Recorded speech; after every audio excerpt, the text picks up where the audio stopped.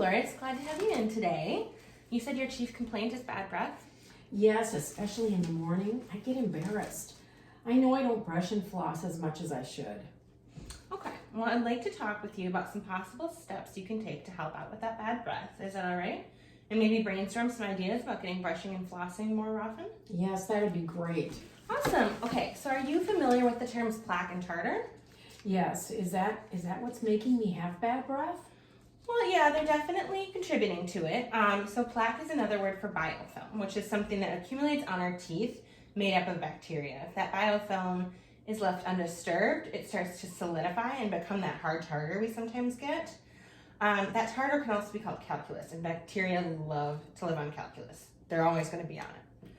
Mm-hmm. When bacteria and biofilm are left undisturbed, they also like to get down under that gum line, which can cause some inflammation and potential disease. Tartar can also build up under that gum line if it gets left there. Oh no, is that why my gums are red? I know it's been a long time since I saw the dentist. Is it permanent? It is a big part of why your gums are red, but at this point it's not permanent. What you're experiencing is gingivitis. Oh yes, I've heard about that. Right, good. So what's important is that it hasn't gotten too deep down into your gum line, so it's totally reversible with really mindful home care. When that biofilm gets deeper into our gums, that starts to cause a lot of damage. And that's periodontal disease, which is not reversible. We don't want that. Mm-hmm. Definitely not. Great. So after taking a look at your teeth, I'm finding a plaque score of 55%, meaning that there is some plaque on about 55% of your tooth surfaces, which makes sense given that it's been 5 years since your last dental appointment. How can I get that plaque score down? That's something I don't want a high score on. No. Are you wondering what sorts of things you can do to help lower that plaque score and reverse the gingivitis? Yes, would you be able to show me some examples so that I know I'm doing it right? Yeah, absolutely. So at home, do you brush with a manual or an electric toothbrush? Just a manual toothbrush. What kind should I use? A manual is just fine. It's really nice to have a manual with bristles that are nice and sensitive so that they don't bother the gums anymore. Electric toothbrushes are good because they're able to make more movements than we possibly could in removing and disturbing the biofilm. Research does show that the electric toothbrushes reduce about 10 to 20% more plaque than a manual brush and potentially reduce gingivitis by about 10%. So since you have a manual brush at home, I'll go ahead and show you here how to use a brush with a manual. Use a manual brush to make it super effective. Holly, I'm going to show her the Bass method because of the gingivitis. Okay, so let's go ahead and get that started going. You see here, along the gum line at about 45 degrees so that the bristles can get right under there. You see? Mm-hmm. Yes, I can see that. Okay, great. Yeah. So then we want to start brushing these teeth with short strokes, sort of a vibrating motion for about 10 seconds each. And when you move the brush from one section to the next, use a downward sweep. See? Downward.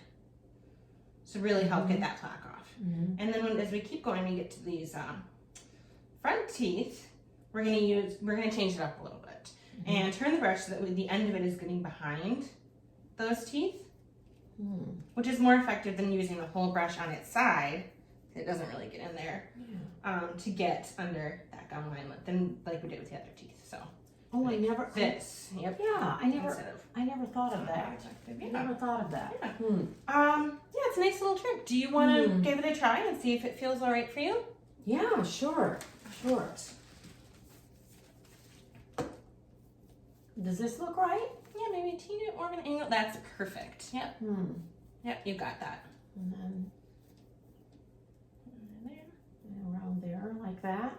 Yeah. Yeah, just slip up there. There we go. Okay. Yeah, that looks awesome. And you've got it down. Okay, great. All right, awesome. So you mentioned earlier that maybe you don't floss as much as you should. Would you like to learn a little bit more about that too? Yes, Okay. I would. Great. All right, so we want to start, let's get the floss here.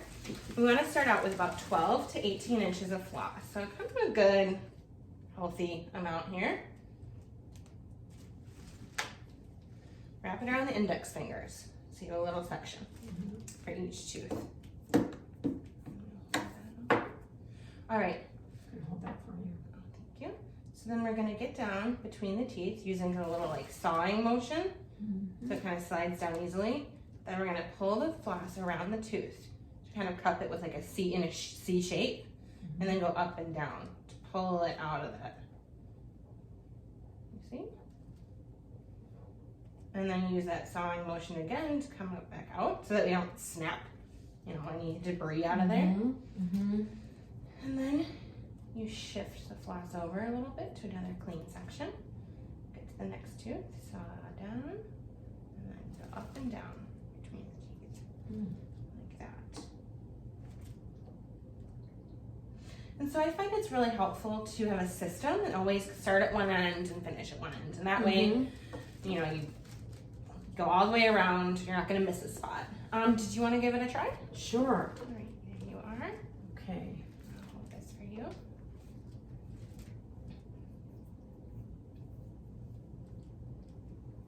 Is that good? Okay. Yeah, whenever's kind of comfortable in your mouth.